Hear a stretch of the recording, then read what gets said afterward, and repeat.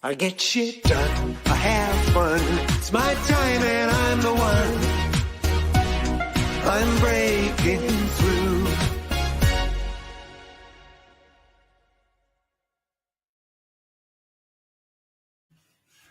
Make 2023 your most amazing year ever. Well, that's our plan today. We're going to talk about that. We have a panel. We'll be here for about an hour. But before we jump onto that, thank you for being here if you're watching us live. If you're watching us on the replay, hashtag replay, let us know where you're watching in from, and share your best hacks, tips, tricks to having your best year ever, and we'll share it with the world.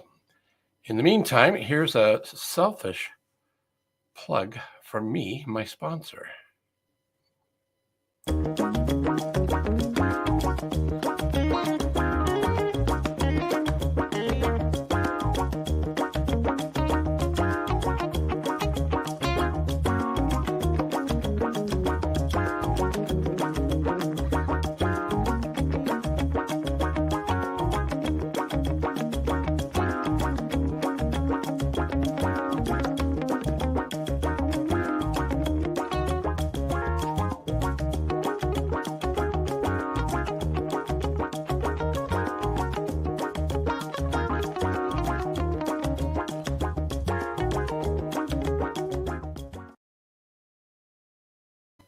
It's true. It's free and easy to get. Just go to the website, coachphil.ca, top right-hand corner. There's a little button that says Business Growth Score. If you're an entrepreneur, business owner, want to check in where you're at to help you align for having your best year ever in 2023 and bringing home 2022, by all means, go do it. And if you want to have a conversation around it, again, no credit card required. Just let's set up a time and have a complimentary 20-minute coaching session.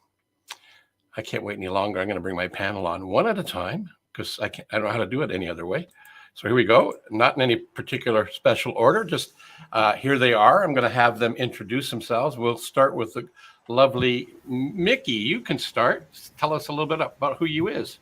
Well, good morning, everybody. My name is Mickey Mykorth, and I am I've dedicated my life to prosperity. And as you may or may not know, I'm probably the most huggable, lovable math geek you know. Melanie. Good morning. I am, thanks to Phil, a mental fitness coach with positive intelligence. I'm a business attraction strategist, and I love helping people collaborate and have event success. Awesome. Thanks for that. And Stacy, bringing it home. All right. Well, I am Stacy Barnes. I am a coach with Focal Point. So I'm a certified business and executive coach with Focal Point. After a couple of decades plus in the corporate world, I started my own coaching business last year and got to know Phil. And now we get to do fun things like this. Yeah, usually they are a lot of fun. So today is about making the next year your most amazing year ever. And people say, well, what do you do the next year? Well, we make that the most amazing year. So we just work on the immediate future. So wrapping up this year would be a place to start the conversation. What do you guys do to wrap up, bring home this current year? Well, I was actually doing it today, reviewing my calendars. That I go back in and look at what did I do last year. I like that idea. Yeah.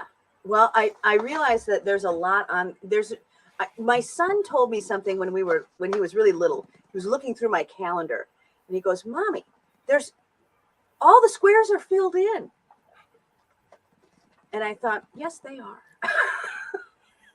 So I made it a point after that to make sure that some of the squares were empty.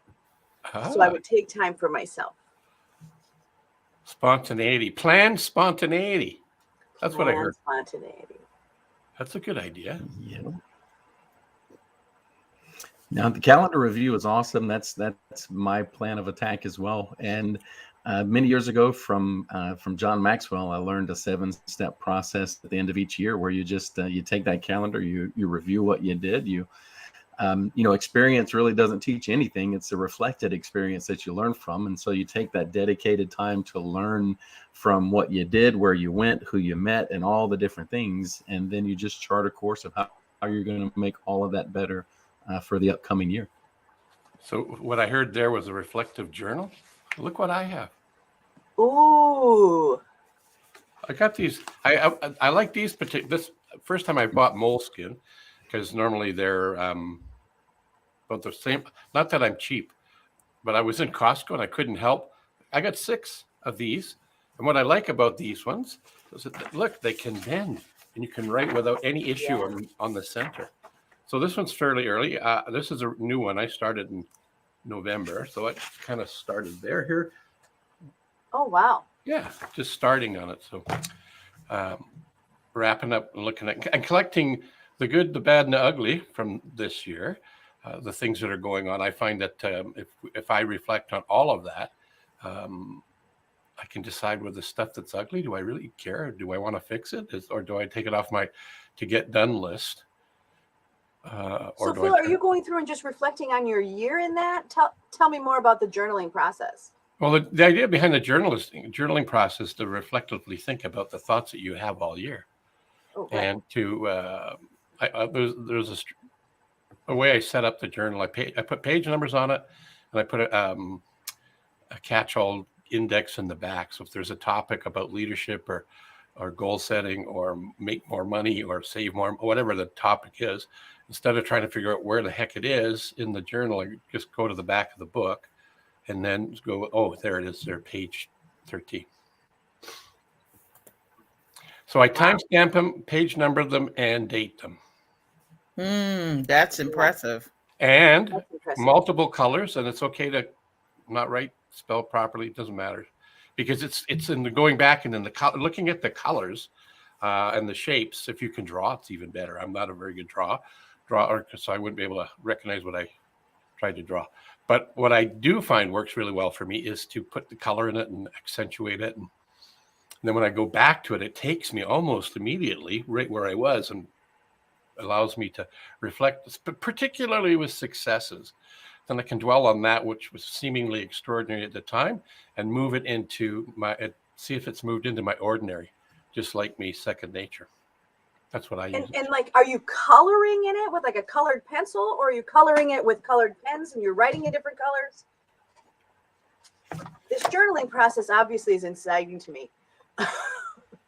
Right. So the year of the yes. So colors off, not very creative in terms of not very. There's a So you make it also a visual reminder, right? Yeah. I mean, it's you've got sketches and you've got arrows and you've got different ways that you're putting information together so you can remember the visual component. Well, this one here was an exercise I did going through. I can see Stacy going, I like this. This here, get on the camera. This feels very Stacy. This right is here. very Dan Sullivan. This is actually a 4-step process called the 4C formula. So what I like about it is it accentuates what we've done. Oh, here's the actual book. I don't know what we're going to talk about. Oh, look at that. It's actually a blue book, by the way, boys and girls. Oh, wow. But through the beautiful of digital world, it turned it. Yeah, so it talks about the 4 C's are commitment is number 1, courage is number 2, capability is number 3, and confidence is number 4. So in all 4 of those areas, what did you commit to? Where did you create some courage? What was the new capability? And what was the new confidence that came out of that? So I like this because it ties into increasing our mental fitness and our efficacy in moving forward and turning what seems to be extraordinary negative thoughts, maybe even are suppressed, not suppressed, but diffused. We got to put that in the show notes for everybody, because that's a new one for me too. Awesome. Glad you could Is show there a up. new book? No. When was it published? No, it wasn't. Melanie, had you heard of this book before? This sounds No, I haven't, and I wrote furiously. So I've got commitment, courage, capability, confidence. I have the 4 C's, and as I'm sorry the 4 about C's the formula. Yeah. And who wrote it again? Dan Sullivan. Published in 2015. See, that's why Melanie's so great at notes. The problem is I am the daughter of a scholar. Oh, and it's years ago. Wait a minute. I'm going to stop you. It's not a problem. It can be. It can be. It can be. If you You choose have it, the grace. You have the grace of being born a dollar. So here's the joke. I am grateful to be the daughter of a scholar. I had to deliberately fail the test for Bronx High School of Science because that was mom's destiny for me. And I dreamt of being an actress. And I had auditioned for School of Performing Arts that was in Fame. And I knew as a teacher's kid, there was no choice about where mom was sending her 14-year-old. I was staying in the borough, and instead I was dreaming of going to a school in another borough like an hour and a half away. So I had to deliberately fail a test, which is why I'm laughing, Phil, because this came up. I actually included that in a bio this week. And thanks to Phil, but I love what you're saying. I am a journal girl like Phil, but what I'm learning now today, after recycling 2 journals, I promised myself for 2023, I'm going to make it easier. I'm going to put more paper than in a journal and have this as like my idea journal. That way it'll give the plans time. I'll figure out if they go in Google Calendar. I'll figure out if there's an action step. But I love what you're saying. But I found out I have 5 journals. That idea journal. Oh, for sure. I do too. Has been taking a lot of space, like small spiral books. Like I recycled 4 of them this weekend, which means this has been a good year of kind of acting and executing on the ideas. But I said no more spirals. That was my decision this weekend. No more spirals. So you're starting out 2023 with the no more spirals. Not for the idea book, because I went through 4 of them. I went through 4 small books. Like I'd have them so I could carry them. They're in my bag while I'm driving, or when I'm traveling. Have like a small little notebook, and each one has a pen in it. Mm-hmm. But I used them so much that all of the pens were not in any of the books. Oh, because they were out of ink. They were either out of ink or I used them for other purpose. And I said, you know what? As Phil would say, changing the pens, or I don't know, changing the hat. But really, I'm delighted we're here because of Phil. 2022 is the most amazing year ever.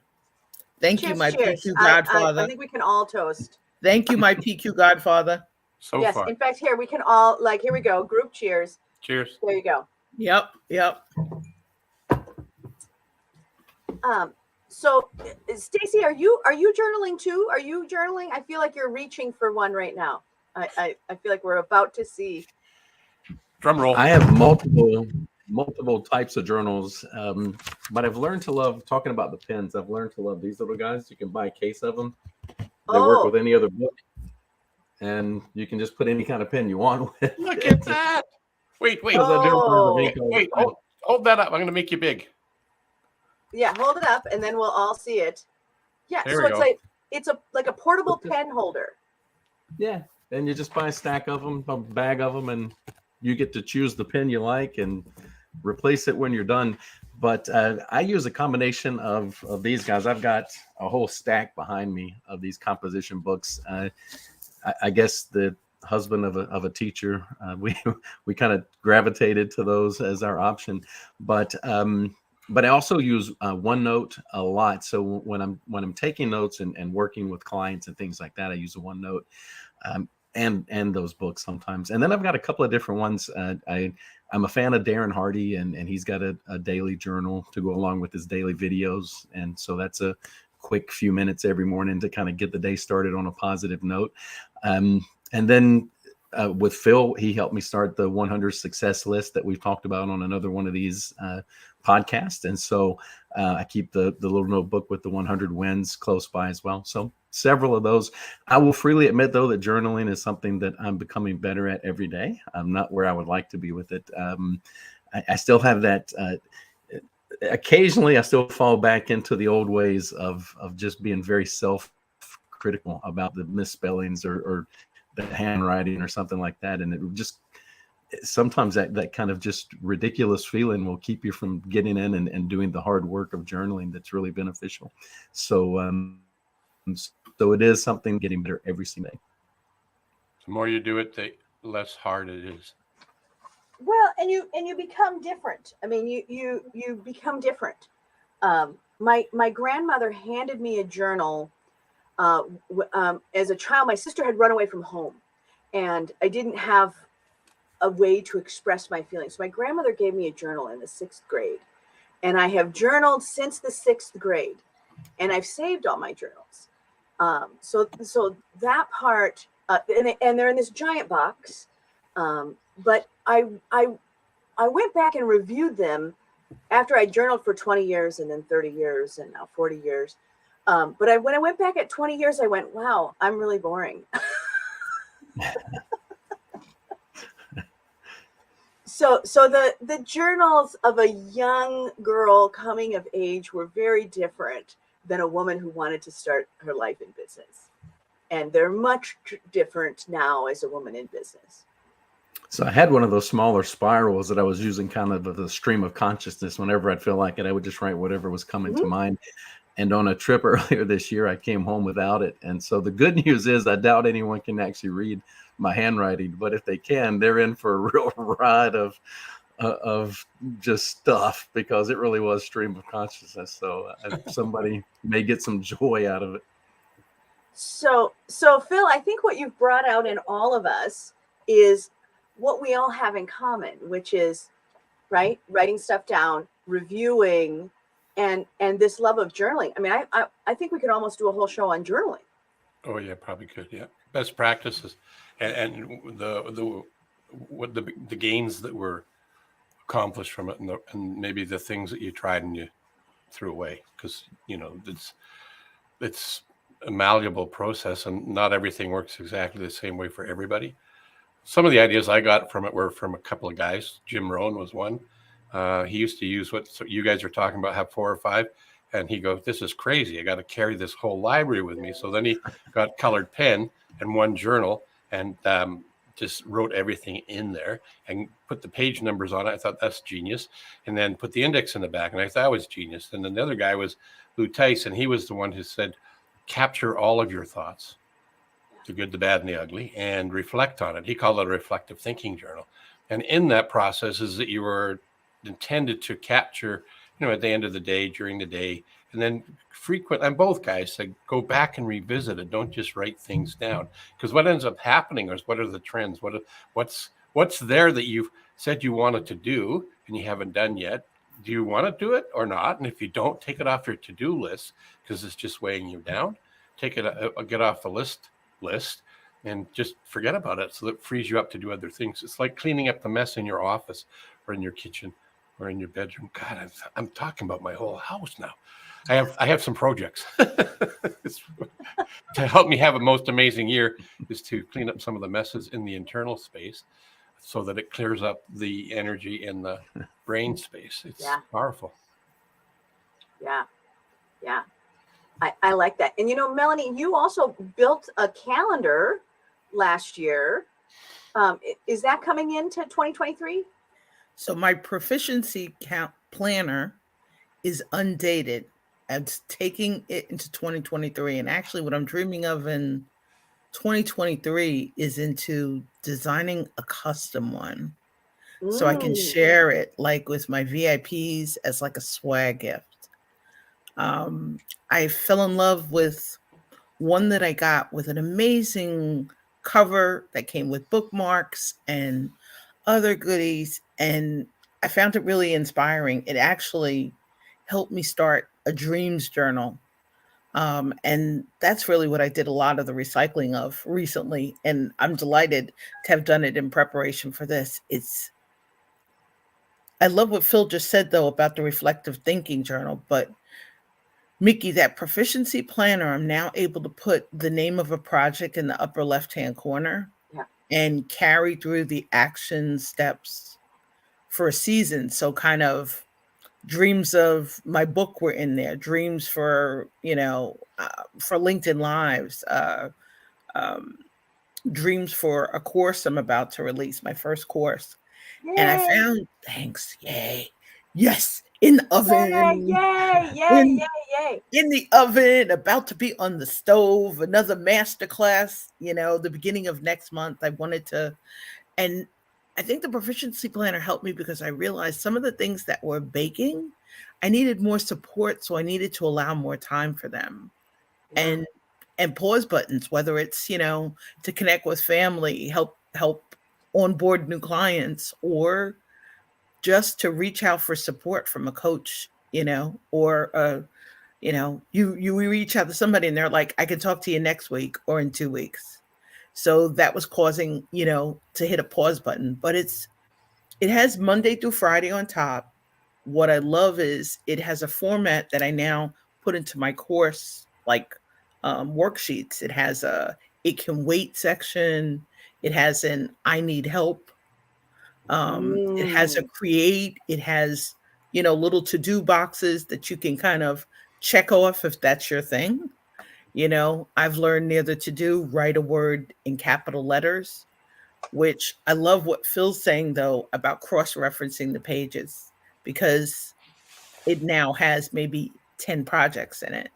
Yeah. But I needed a written project planner, Mhm. I think, and that's really what I ended up using it for. Or I take a course and maybe you're turning in weekly. My notes are opened out on 2 pages. Right. Right. What One of the things that I use are just these simple note cards, right? Of just for me to kind of figure out what am I going to do next year, is that I get a kind of, yep, so they're on your desk too, where I just really go, okay, what are the projects that I have? And it just kind of gives me a way to kind of sort them through, to kind of attach them to what my personal vision is for my own life, what my values are. But what I do for, I do a small business cohort in the summer, and this is one of the tools that I give them of like, help me understand everything you got on the platter here, because everybody has this buffet of life, and they're just managing it, but they don't actually have it. They can't. They What I like about everything that we're all saying is we're all saying, look, there has to be a tangible thing, right? I have to hold on to something that I can interact with besides my mind. So whether that be a virtual thing, like OneNote, which, again, lifesaver there for lots of bigger ideas. But what I have to have for everyone that I work with as a business person is to be able to go, let's work on how many things you have open. Because I can't always see the open tabs in your mind. Oh, I like that. Yeah, get it out of your head and put it on paper. Well, give it to me in a note card as a section, Yeah. so we can go through all the tabs. Yeah. Because, boy, every business owner has, I don't know, 100 tabs open in their mind. I used to use those, but a wonderful friend, a collaborator who was a professor at West Point and an engineer. She's a sustainable engineer. I'm delighted to have met her, Lisa Whiplinger. Follow her somewhere. She's brilliant. But Lisa used colored note cards. So it was a large picture of like vibrant colors. Hmm. And I use those for like a couple of seasons for kind of themes, the same way like you were asking Phil, does he write in different colors? A friend suggested, and I have to reach out to her, one of Phil and my guests, Lachelle, mentioned a blue Oh, pen. wow. Look at this pen with different colors. Yeah. It has 4 different colors, and then. Oh, wow. Quite a stack. Yeah. That's when I'm in the office. It's not very practical when I'm traveling. Oh, look at that. I got fuzzy. It's okay. Welcome back. You are so not fuzzy. So not fuzzy. So not fuzzy. So even with using OneNote, I use a Surface computer, and I got a paper-like cover to go over it. So everything I do is still handwritten. I think there's really power in writing versus typing, and really bringing it out and helping you think through things. The old saying is clarity comes through the lips and the fingertips. You talk it out, you write it out. And so, but it makes it easy to do color too, because you can change the color of the pen real quick and keep notes. So it's a pretty good tool, and you don't lose that magic of actually physically writing it. Whatever we're working on, whether it's a goal, an idea, or reflection, but especially for the goals and the big ideas, writing that goal down, it's the first physical manifestation of the actual goal. So it's really important that it be handwritten, in my opinion. Well, it makes connections with the neurons in our brain, right? Creates new, I just said right. I'm trying not to say right as often. It creates dendrites, new dendrites, right? There, I said it again. It rhymes with dendrites, right? And dendrites. It's a poem. Anyway, it's that connection. I have a book. Do I have it handy? Yes, I do. I'm going to get. I know my video coach is going to give me heck for getting off camera. My video coach, yes. Oh, yes.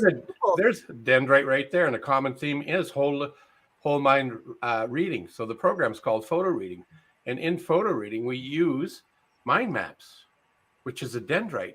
There's a core, and there's all of the neuron connections, and those are all. This is fabulous. Isn't that fabulous? I didn't invent it. I just study this stuff. Did you draw that, or is that It's actual book? That's the name. That is the front cover of the book. The back cover. The back cover of the book. Front is photo reading. That's amazing. Oh, well. For those of us who think these it's are like Pictionary. the 3 books that we've had already today. There right? you go. Yeah. I mean, so we've got a lot to put in the show notes today. And even there, I put in color. Oh, wow. So it's a workbook. Yeah.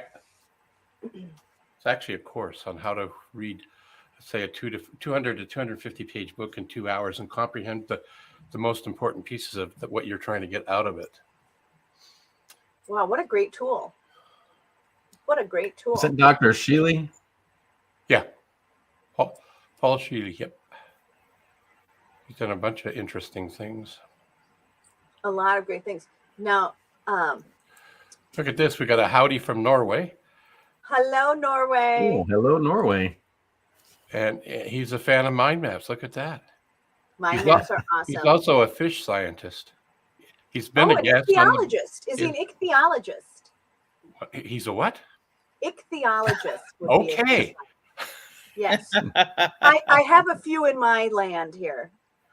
I There live you in the land of 10,000 lakes. We have a lot of ichthyologists. Well, there you go. Yeah. I'm just gonna assume we're still talking to fish scientist. It is. Yeah, we're still talking to Joachim. Right. Who's Good. Joachim, Wow. Joachim will have to give us the feedback on, is he actually an ichthyologist or is he something different? You're making the daughter of a scholar curious about how this word is spelled. So when you have a chance ICH. sometimes. ICHTH. Okay. Ichthy. Wow. Yeah. So we've lost Phil, and Stacy, you're our new host. It sounds like.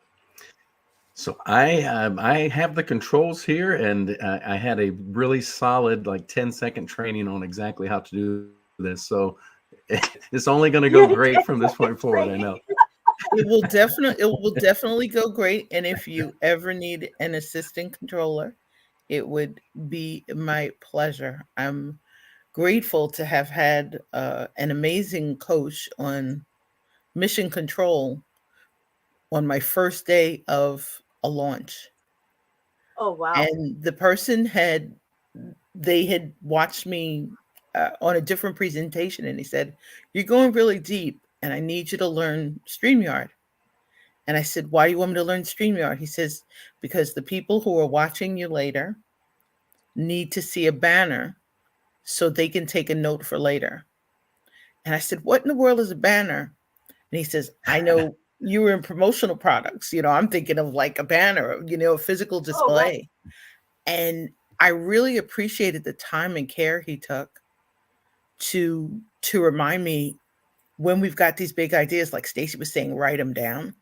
But for me, he's taught me to really add a digital footprint so that we kind of stay together. The daughter of a scholar who would read, and, I have a dream journal, which is I love Phil's dendrite.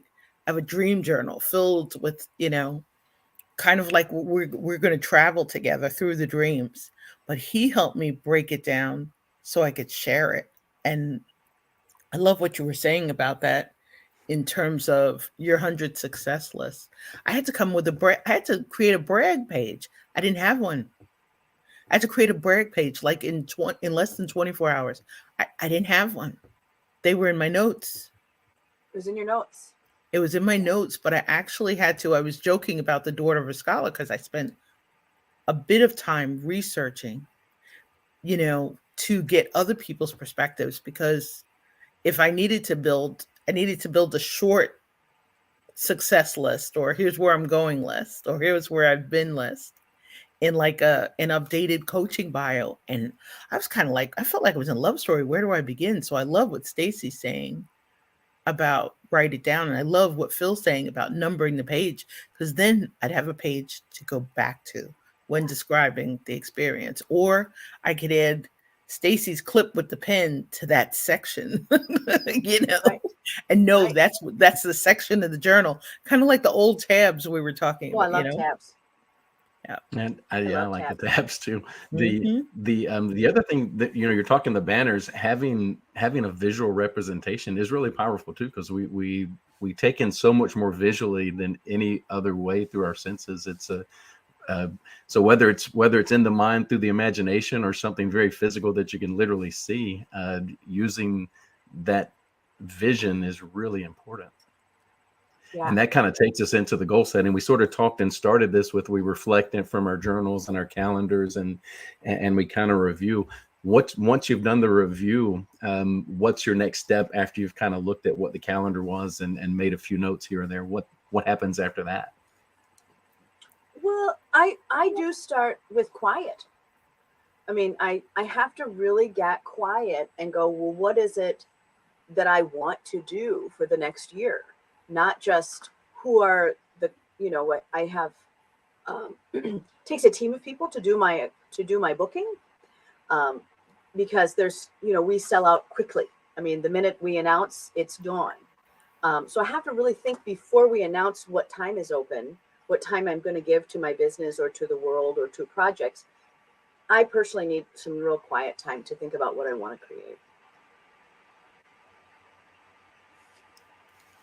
I love what you're saying, because I think for me, what's started to happen, and I'm grateful, to have a nice view of clouds and watch the leaves in the trees, and occasionally go sit out on the bench out just to kind of, get a little break. But as Mickey's saying, I now have an amazing team, so I've started really making time, as Mickey's saying, to really focus in on the Mel wish list, Yeah. so to speak, because I'm delighted now to have a project manager. This was a big, big dream, and the perfect person from a very different generation with a very different voice.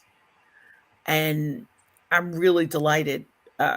Catherine Lee of Real Connections Media, she's amazing. And we started working together late this spring. And it helped me bridge the organizational file cabinet nature of my brain with I need to be able to communicate this clearly. So she laughed because we started a project last week, and I've been thinking about the project from the frame that Mickey just said about your goals and Right. which team components. And I had an hour conversation with somebody, and they were like, "Where do I start?" And I sent Catherine 4 bullet points so she can tag team with the person and help bridge whatever I didn't fill in. If I hadn't really gotten really clear, and I love what you said about the clarity piece, about Lachelle Atkins had a great LinkedIn audio room they did on connected to goodness, Uh-huh. the book. But I love what Stacy said about clarity comes through the lips and fingertips.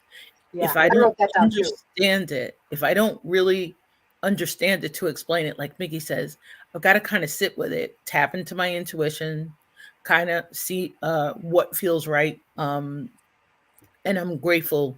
A human design coach helped me understand.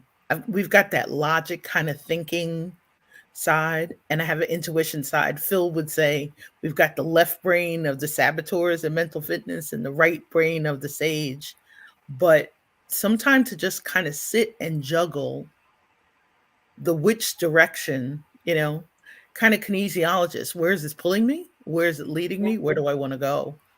And that part's really hard. But I learned I have to do that, or there's no place, there's no start button, there's no navigation controls, there's no real ignition switch. And it took me ages to discover this. Is why I keep telling Phil he's really helped with the sets of tools. I was into the toolkit, and now I'm dusting off stuff from like 8 to 10 to 13 years ago, at a time when I was resisting coaches. And I'm like, oh wow, well, this will help this person. And it's helping me integrate the dreams, the goals, the ideas. It was always very, very challenging, but really, without like amazing coaches and fantastic collaborators who help you dream in full color. So this really, for me, has been like turning the black and white into full color. I always look for like gear shifts and tractions, but it always felt like I was going uphill. And And this so, year, so those prompts that you gave me, can you give me this again? I wrote down the navigation and the ignition. What was the first place that you started? human design. Right. So it's kind of an intuition, the balance between like your intuition and your logical side. Right. Or like in mental fitness through positive intelligence, we talk about our left brain, the saboteurs, and the right side, which is kind of our sage powers. And so you start there. Are you writing stuff down? Give me a little more of your process. I'm writing stuff down at such a point that, here's a good example. This is my course. This is what I did this weekend. I went through papers upon papers. They are now finally in a folder, in a portable organizer. I gave up on the file cabinet because the notes were starting. I went through 5 journals this year. A bunch of them aren't full, but Yep. for the goals to become an action step, I seem to be writing it by hand and then retyping it, or making it like a bullet point list. And the bullet point list doesn't always have dates on it. I've been following that lead in from a timing perspective, like do it kind of when it feels right, do it when you have the right support. I've been leaning into that with my team, and I'm finally able to kind of explain it. It feels like, as Stacy was saying about coaching, it took me a really long time, and I'm finally about to explore in 2023 becoming a certified coach with 2 different certifications. And I'm excited because Nice. Phil will laugh, because the mental fitness I knew I was going to work on, but a trust index certification. I watched an amazing coach at a emotional intelligence with a difference conference a couple of weeks ago.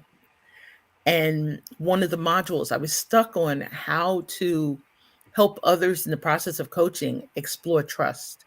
We all define it differently. There's no universal definition.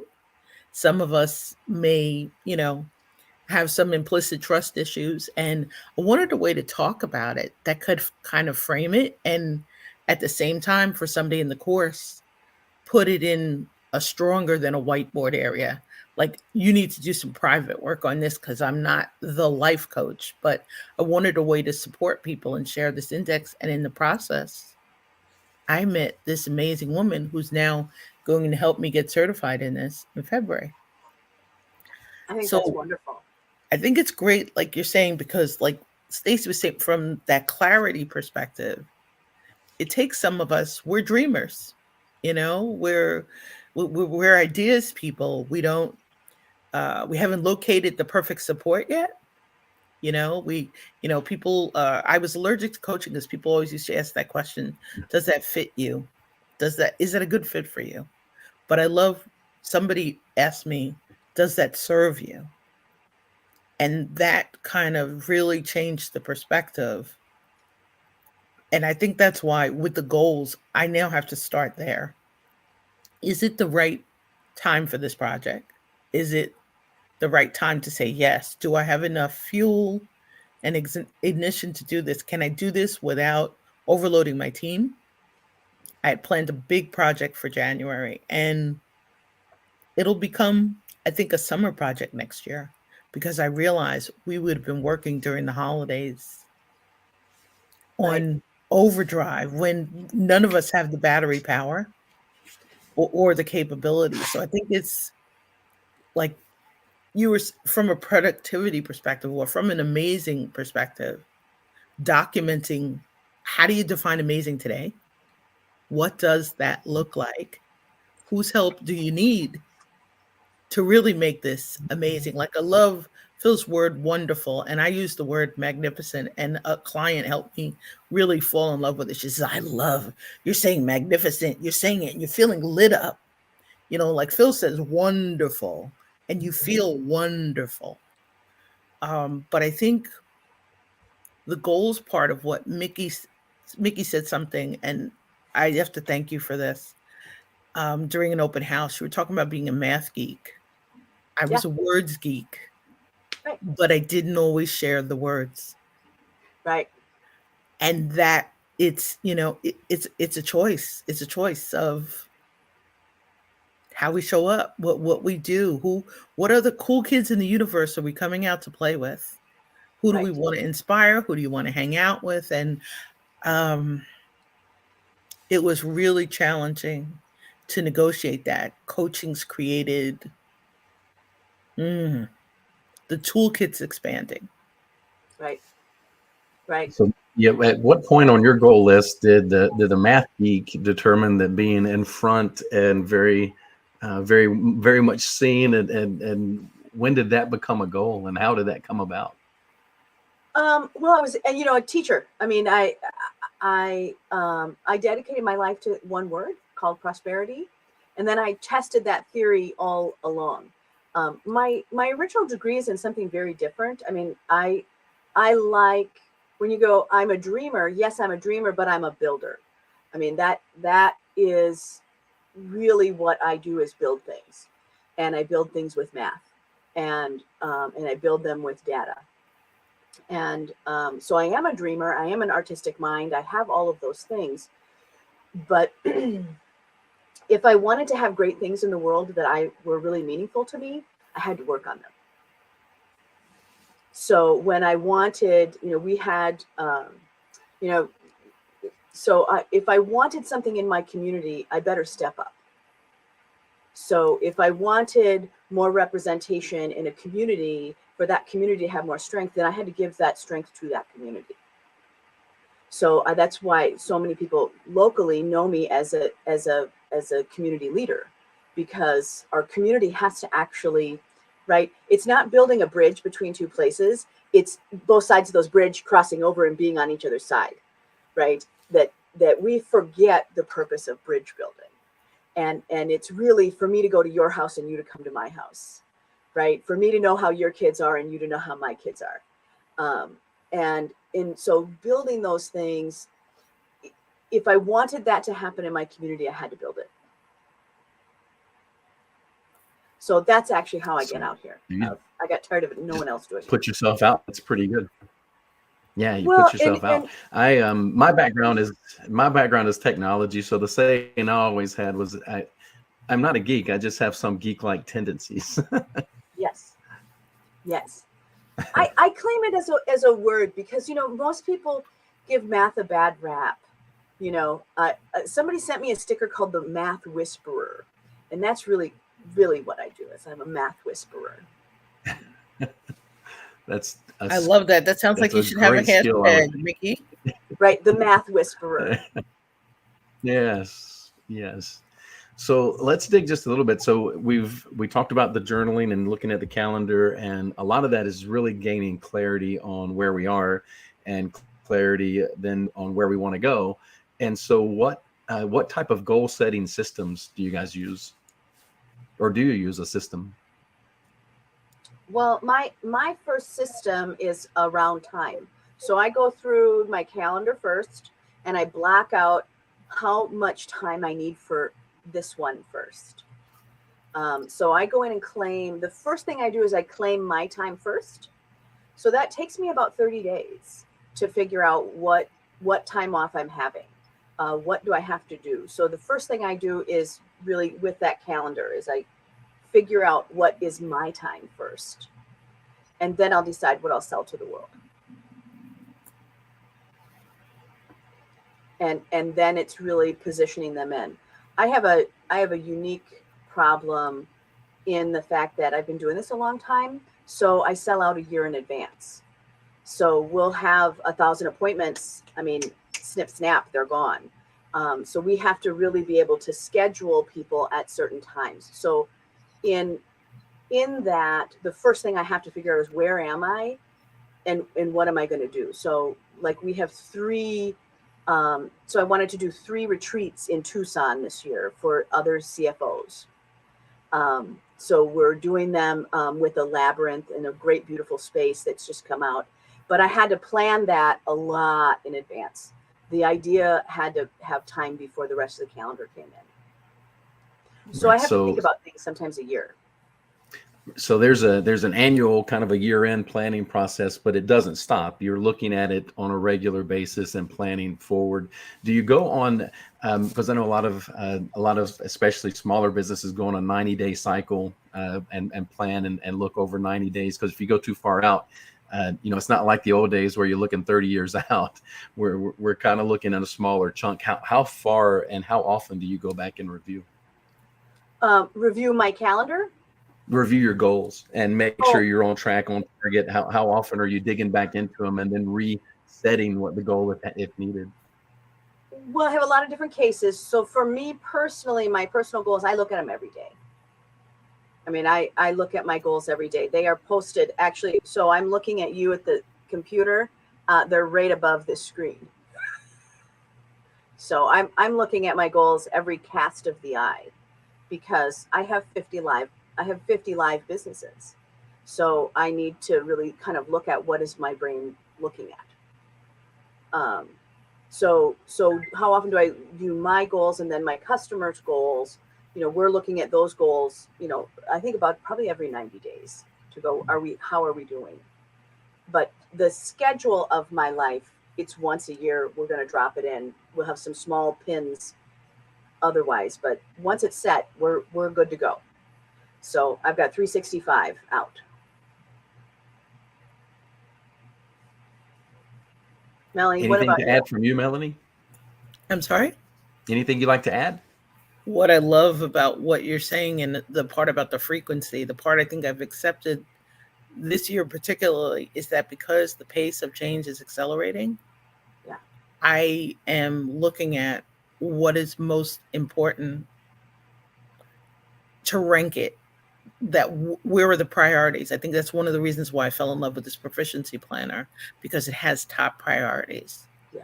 And it really is helping me look at impact. Mm-hmm. As Mickey's saying, who is it that you're trying to help? And what is it that you're planning on doing to help yourself? The missing piece for me was this year, my words of the year were inspirational. One of them was stripped down. That word was deliberate. And then I went to sleep overnight and I woke up the next morning and I said, I need to add the word revitalize.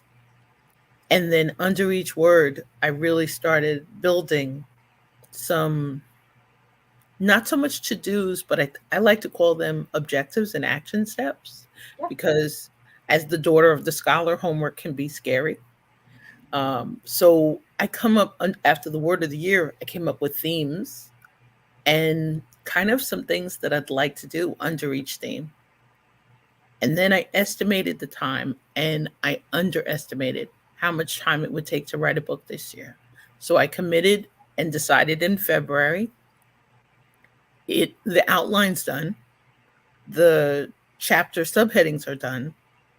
And now I need writing time, which I'm really going to make a lot of time for over the holidays. I think what's different is we gear up goals and time periods. And what I found because of human design is either I or my team can possibly run out of the energy to execute it. So this year I found an event platform that will help me with some of the events. But someone said, do you create just to create? The answer is no. I think the big thing is accepting the change as part of the goals, that having more flexibility to adapt. It's bringing dream projects, dream collaborations, and I'm just going to embrace it. I finally feel like I'm in the right place at the right time, and it's taken a long time to have that that acceptance in a world that's changing minute by minute. Right. I think that So we going back to seem. the, Go ahead, Stacey. Oh no, because I'm gonna turn us on to a slightly different topic. So let's finish this one out. The other thing that I learned to put into my calendar, because I'm so tightly packed all the time, is what I've learned to put in my calendar is the oops time. Is oops, I forgot to do this. Oops, I ran out of time. Is oops. And what we've learned from paying attention. So all of you who are out there that are thinking about calendars and so forth, and the fear of being rigid, right, with your time. Like, I mean, I am on the hour. We got to go. Okay, I got to go. What are you taking, right? Because I have a very rigid schedule and it's rigorous, that I had to put in enough time for somebody to be late, for me to go to the bathroom, that I had given somebody the task of, okay, well, this is the 12-hour day. They're 1 hour segments, every hour on the hour. I forgot to really tell her that I might want to have lunch or go to the bathroom. So for a whole year, I had, 12-hour day that I was just hour by hour on the phone. So I learned those things. So what we've learned from paying attention to the schedule and to be able to love it a little bit more is to give it a lot of oops time for me to just, call someone or do something else, walk the dog. I have a new puppy. So now I need puppy time because the puppy has to go out every 2 hours to go to the bathroom and I'm working at home. So, so putting a little bit of oops into your schedule. What we've learned is that every 8 days of actual service delivery, we have to take 1 day off to just process all the paperwork, to just do the tasks. By the time we get to the 8th day, there's enough work that just needs work. It needs attention. It needs review. So having a little extra time in there to review what you've done for the last 8 days. Yeah, going into this year, I'm a fan of block schedules, and going into this year, I had a goal, and so working on the goal, I worked on the ideal block schedule for me, and I broke it down into into my time, into deep thought time. So in the morning is when I'm generally at my best, so that's where I reserve the thinking time. Admin and other stuff is later in the day when it doesn't matter if I'm really thinking all that clearly or not. But then there's like deep work and there's regular work. And then I scheduled in, I heard at a conference, somebody call it creative procrastination, just some of those oops kind of times. Because I am very easily distracted, and working from home makes it even more so to be distracted. So I put little blocks of time in there that I could just do whatever. If it meant go for a walk, great. If it meant take care of the trash that I've been ignoring all day, great. Whatever it is here that kind of gets my attention, I've got a dedicated time to take care of it. But that was kind of a goal going in, is what would my ideal day, week, month look like, without filling in any names of events or people or anything else. Just what would a great day, what would my ideal day be? And well, then Stacey, kind of work back. What is it? How much is the time blocks? So I block. Well, this is kind of funny. My ideal day would work on my own time zone. However, as a coach that can work virtually now, I have a lot of West Coast clients. And so my day can change. So the start time can change. Ideally, I like to be up at 5 to 7 is my time. I start off with reading, devotional, a walk with my dog, and some time just to me and exercise. So you get the brain going, you get the spirit going, you get the physical going, the blood flowing. Then there's just a regular get ready to be productive time. So breakfast and showering and all that kind of fun stuff. Then by 8 at the desk, and 8 to 10 is the deep work time. And then 10 is where I start the general business slots. And ideally, if I'm on an East Coast schedule, I'm done by 6, and I have family time, dinner, and other events after that. Yeah. Melanie, do you block time? I stopped blocking time once I left the chambers and weekly networking membership. So I have in my Google Calendar, like for my course, for example, there's probably a 2-hour block that's now popping up 3 times a week. And I made it in the evening for when family's watching television, and I can just work on my course without interruption.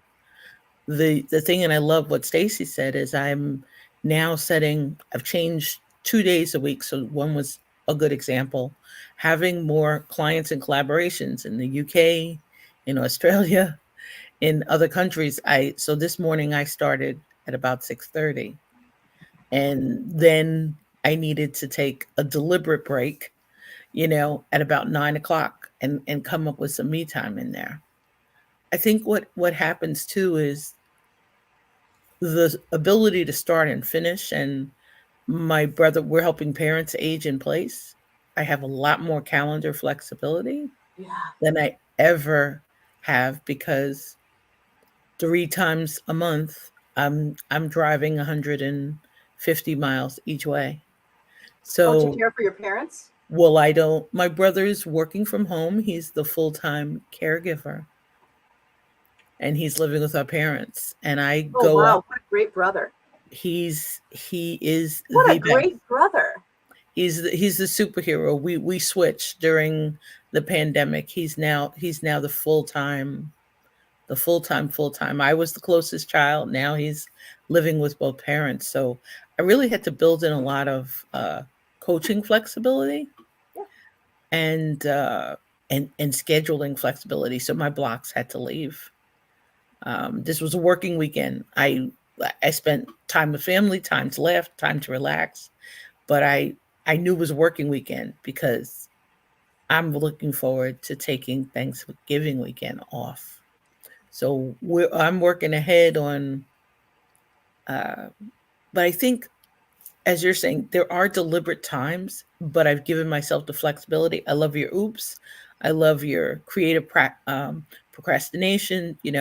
Phil and mental fitness helped me learn I was the avoider. So I give myself once to snooze a Google alarm. I give myself one opportunity. And the second time it goes off, I either do it immediately or I reschedule it knowing it's not a priority of that day. So I give myself the permission.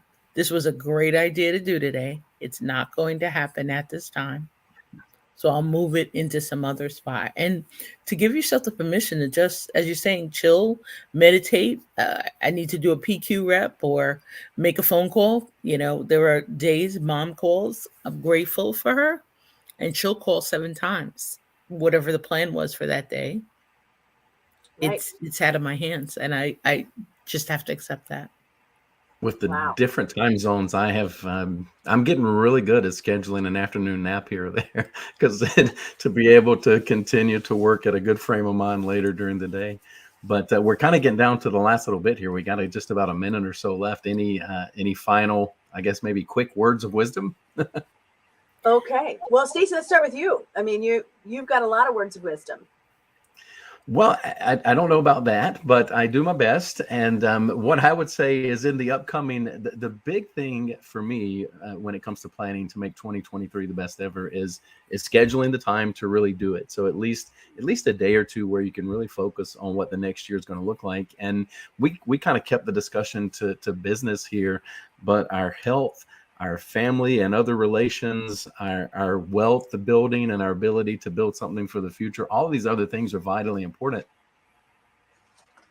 Right. Oh, I was looking for it. My last thing is I got myself to gamify my goals, and it's an app called Stellar. And it's an app called Stellar, and it's got a big star on it. So you can give yourself a gold star when you do those little goals. It's free, but it's called Stellar. And that's my tip for everybody. Yeah, you can at the end of the day, you can just give yourself gold stars in all your goals. And then you have to decide a prize. So that's a fun one. So there you go. There's my gift to everybody. Cool. That's a good one. Gold star list right on your phone. As a takeaway, I'm now embracing wise goals thanks to Jeffrey Davis of Tracking Wonder and his great jam sessions. So the wise goals kind of fit in, and it's the permission to give yourself time to explore other things with curiosity, with wonder, with joy, and still maintain the productivity. But Stacy, Mickey, what a pleasure. And Coach Phil, thank you so much for today. And I'm going back to reorganizing notes and setting up a new file system. So we're all good before my live today. That's the midday project. So thank you. Right. Cool. And thank you, Mel. Thank you, Mickey. See you guys next time. I'll see you next time. Bye, everybody. Thanks. Be well. Have a magnificent day.